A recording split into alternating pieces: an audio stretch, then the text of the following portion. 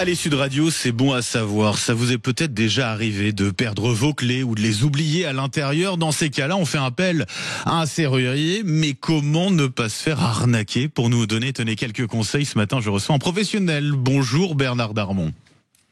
Oui, bonjour. Bonjour Benjamin. Et merci d'être avec nous ce matin sur Sud Radio. Vous êtes serrurier, fondateur et dirigeant de la société Mes Clés. C'est vrai que c'est pas toujours facile de trouver un professionnel de confiance quand on n'en connaît pas. Est-ce qu'il existe déjà une certification pour être sûr de ne pas tomber sur un serrurier qui serait malhonnête? Alors, il n'y a pas de fédération de serruriers. Il y a des groupements de serruriers, et donc dont Serrurier de France, qui a labellisé un certain nombre de serruriers en France. C'est-à-dire qu'il vérifie les informations, il s'assure que le serrurier existe bien, qu'il a une assurance, qu'il déclare ses employés et que les informations qu'il nous donne sont exactes. Donc tout ça est déjà fait au travers de Serrurier de France. Voilà, par exemple. Mais disons que il y a d'autres méthodes également pour avoir un serrurier quand on est en état de panique parce qu'on est bloqué, on peut plus rentrer chez soi et souvent tard le soir. Voilà. Donc, dans ces cas-là, est-ce qu'il y a, à l'inverse, c'est peut-être plus simple de le dire, on va dire des réflexes à ne pas avoir, à éviter quand il s'agit de trouver le numéro d'un serrurier?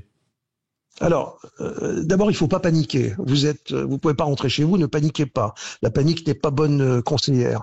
Il est interdit d'appeler, par exemple, un numéro de téléphone qui figure sur un prospectus de boîte aux lettres. Il est interdit d'appeler un numéro de téléphone qui figure sur un autocollant dans votre hall d'immeuble ou ailleurs.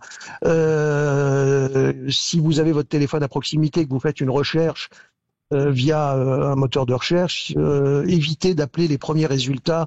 Vous savez, sur les annonces payantes, parce que souvent elles sont squattées par des gens qui sont pas de vrais serruriers. Une fois que le serrurier est arrivé, est présent, qu'on l'a contacté, à quel moment on doit s'inquiéter ou être alerté de la présence d'un éventuel arnaqueur? Alors, rappelez-vous d'abord d'une chose, et c'est pour ça que je disais, il ne faut pas paniquer. Votre porte, c'est votre bien privé. Personne n'a le droit de détruire votre porte. Ça s'appelle un voleur, quelqu'un qui détruit votre porte. Donc, si votre porte est claquée, c'est-à-dire qu'elle n'a pas été fermée à clé, en principe, c'est pas en principe, c'est toujours à 99%, un serrurier doit pouvoir l'ouvrir à peu près on va dire à peu près 5 à 10 minutes, avec une radio et très très facilement. Ça marche dans 99% des cas si la porte est claquée, mais pas fermée à clé. Absolument.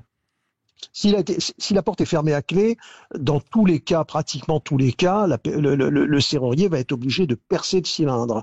Alors, il y a des gens qui font ça proprement, c'est-à-dire qu'ils ne percent que la partie mécanique de la serrure, c'est-à-dire le cylindre qui ressort. Et puis il y a des gens qui sont des margoulins, si vous voulez, qui vont détruire quasiment toute la serrure, voire la porte, voire l'huisserie, etc. De toute façon, avant toute opération, la loi oblige à ce que il y ait un devis. Donc, s'il n'y a pas de devis, n'autorisez personne à toucher votre porte.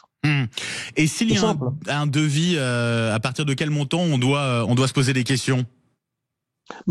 Pour porte claquée, c'est entre 100 et 200 euros. Une porte claquée, c'est entre 100 et 200 euros TTC. Ouais. Et une porte qui est fermée à clé, c'est, on va dire, tout dépend du type de serrure. Il y a des serrures de très haute sécurité qui sont beaucoup plus difficiles à ouvrir. On va dire entre 150 et 350 euros TTC.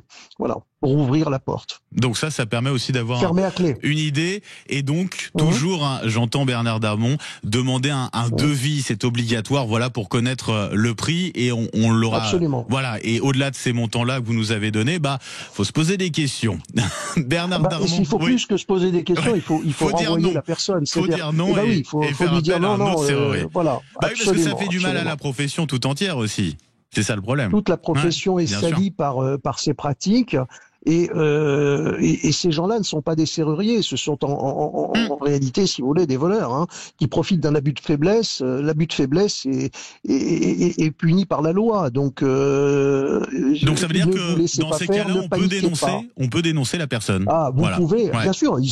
On peut déposer plainte si vous arrivez à avoir en face de vous une société qui existe encore ou quelqu'un qui est solvable. Bien sûr. Toute la problématique est là. Ouais. Et donc, je rappelle le label Serrurier de France. Ça permet effectivement d'avoir une première indication aussi. Merci beaucoup, Bernard Darmon. Je rappelle, vous êtes serrurier, dirigeant fondateur de la société Méclé. Passez une très belle journée.